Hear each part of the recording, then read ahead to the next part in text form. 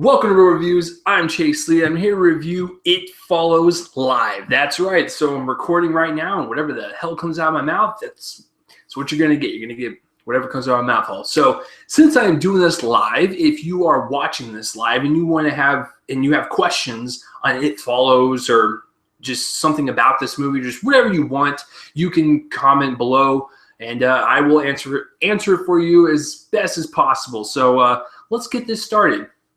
It Follows, since this is live, I'm going to pull up my phone. It is, after a young girl gets involved in a sexual confrontation, she is followed by an unknown force. You're probably thinking to yourself, that's it? That's all I'm going to get? Well, that's what IMDb says, and it's actually a very good description to tease you, but not go overboard to where I spoil it for you, because I want you guys to watch this movie. If you are a horror fan, see it. If you are a suspense fan, see it. If you love old school retro movies like from the 80s and 70s, see this movie. It's got everything. It's one of the best horror movies I've seen in quite a long time. And it's got the chick from The Guest, Maika Monroe. Yeah, she's gorgeous. And she's a great actress. So let's break this down. This movie is directed by David Robert Mitchell. And let me tell you, the directing in this film is probably the strongest aspect besides the soundtrack. And what I mean by that is every shot and every just, actor in this film is handled with such care. And the director knows that he's not going to spoon feed this movie to you. He wants you to kind of just be in the moment and kind of be creeped out rather than jump scares. There are a couple jump scares in this movie, kind of ruins it, but I'm still not going to deter the fact that this movie's creepy as hell, and the director wants you to know it, and he does so with a really cool soundtrack, or the way the camera is placed, or the fact that it's on a shot for a specific while, and we're kind of watching this as it progresses. That's what's creepy to me. I hate jump scares and I hate all that stuff. And I love gore films. I love horror films that just massacre after, massacre, just blood and guts everywhere. But I love horror films that are very subtle in their creepiness, and this has it. There's really cool camera shots and really cool just lit scenes that will cover up a person in the shadows or whatever, and the camera will move slightly and the person will be revealed or something. That type of horror movie is great because it really it keeps you on the edge of your seat. When I was watching this, the suspense was killing me. I wanted to know what was going to happen to these kids that, essentially got this ghost STD coming after them. So the directing is fantastic. It's got this, like I said, it's got that really cool retro 80s tone to it. It felt like The Guest in many ways. The Guest felt like, a really cool action suspense movie. And then It Follows felt like the horror version of that. I don't know. It's really weird, but it had the same feel as The Guest. I love those movies that kind of go back, a few decades and just really set that tone, because it almost brings you back to the old school horror, when Halloween was, coming about and stuff, because that came out in the late 70s, and that had a really specific tone to it, and it worked for that time. But when you get into today's time, when you try to attempt something like that, it comes off as cheesy. But if you do it in the right way, you can succeed just like this movie. And the soundtrack, like I said, whoa, that was a character within itself, okay? Like I said, it felt like a Halloween score almost, just very obscure piano organ type deal. It was so creepy. So with the tone of the movie, it totally worked, and the soundtrack was just so kick-ass. So the directing, like I said, is so strong in this film. The acting, I gotta say, Maika Monroe, she's really good. I really like her. The guy in the movie, Kyle Gilchrist, something like that. Anyways, he's in the movie, and he plays that male counterpart to Maika Monroe's character. He's fine, and I have to be honest, all the other supporting characters, they're okay, and they serve their purpose to kind of carry this story. But other than that, Maika Monroe does the best job. Everyone else did feel like they were in a different movie. I don't know. It's just the acting all around was just okay for me.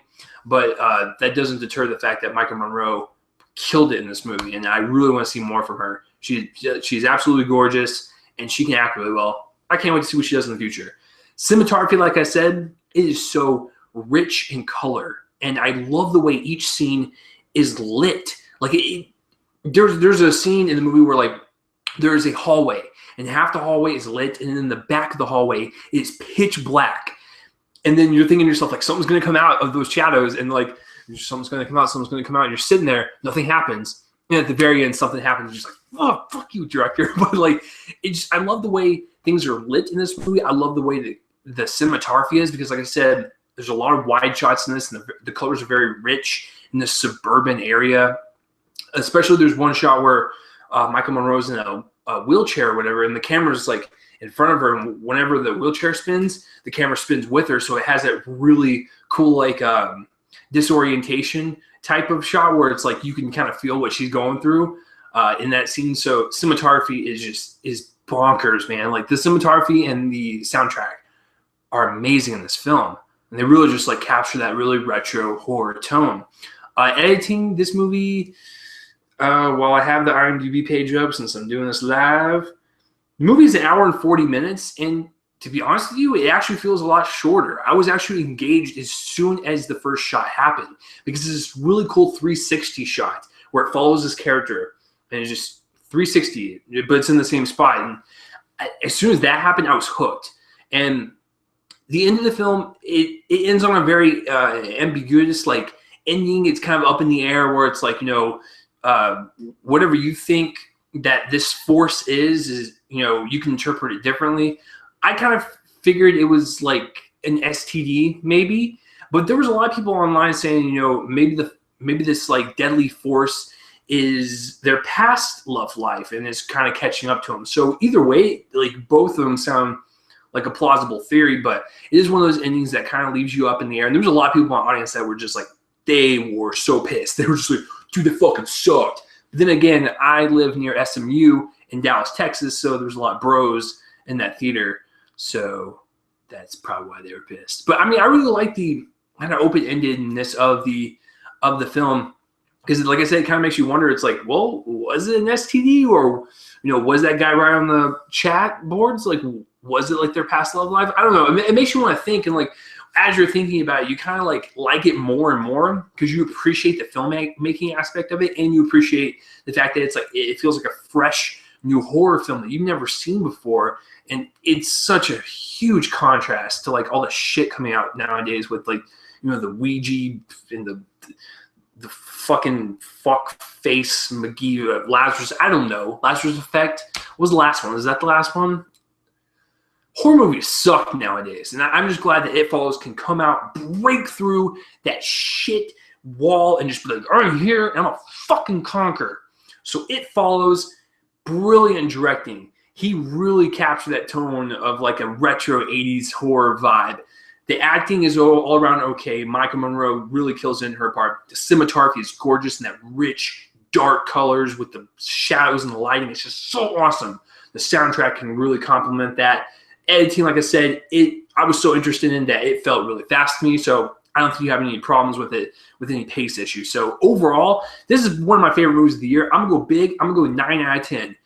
It's one of my favorites of the year, one of my favorite horror movies I've seen in quite some time. So have you seen It Follows? And if you have, comment a place to rub on my face and let me know. And as always, thanks for watching my reviews. I'm Chase Lee, and tune in next time for whatever I have to review next. See you guys later. I'm going to press that stop broadcast right now. Goodbye. Did it stop? No, it didn't stop. Okay, that's what happens when you do stuff live, kids. Okay, bye.